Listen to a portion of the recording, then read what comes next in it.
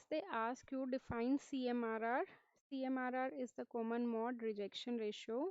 Basically, if I'll tell you in detail what is common mode rejection ratio, like it's the common signals which are entering from the both the terminals, from the negative terminal and from the positive terminal in the opamp. Okay, the signal which is common to the negative terminal and signal which is common to the positive terminal, the both the signals are rejected basically. Okay, but 90% of the time the signal which is common to the amplifier, that is noise.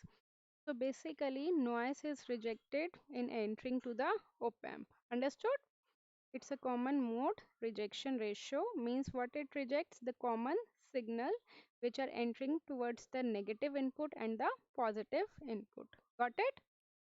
Now they said calculate the CMRR of an op-amp. So its formula is V naught, means the output voltage is equal to AD VD plus AC VC.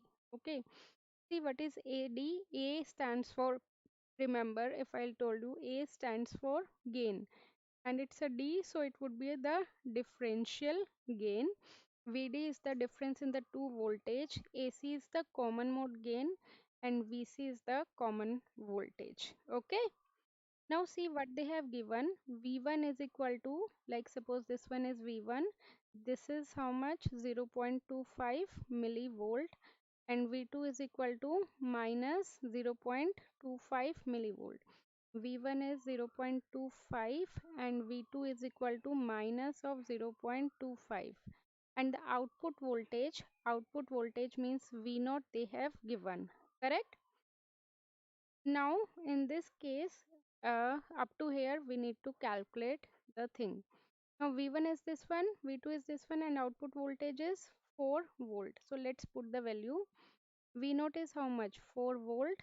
AD gain we don't know, AD will remain as it is, multiplied by VD. VD is how much, V1 minus V2, right? V1 minus V2, which is how much, AD V1 is how much, 0.25 minus of minus 0.25, then that will become plus 0.25, right? And AC again we don't know, common voltage they didn't mention, so we can consider it as a 0. Okay, clear? So if I'll solve it, then AD would be equal to 0.5, it's a millivolt, so it would be 0.5 into 10 raised to power minus 3 volt. Okay, so from here we can get the value of AD, that is 8 into 10 raised to power. There is no unit for the gain, gain is unitless. Got it? Now they have given the second case. What is the second case? In the second case, the both the voltages are equal, right? V1 is equal to V2 is equal to 0.5 millivolts. So again we'll use the same formula, that is V naught is equal to AD VD plus AC VC. V naught in this case they have given us how much, 6 millivolt. AD we don't know, AD we have calculated from the above case, we can consider that there. VD is how much, V1 minus V2, so V1 minus V2 means 0.5 minus 0.5, it will become 0 only, correct? Now AC we don't know.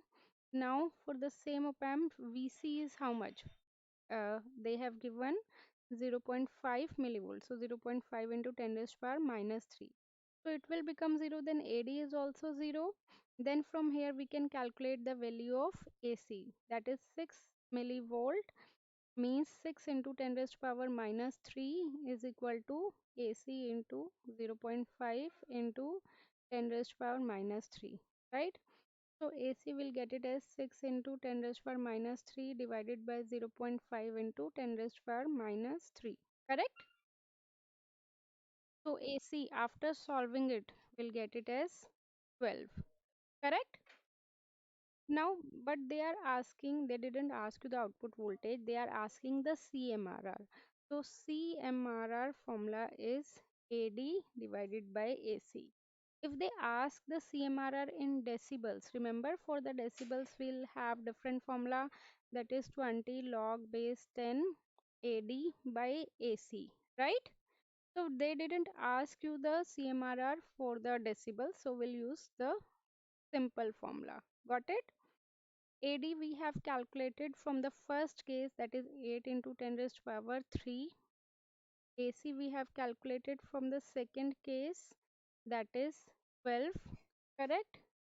So if we'll solve it, then it would be 66.67. Okay.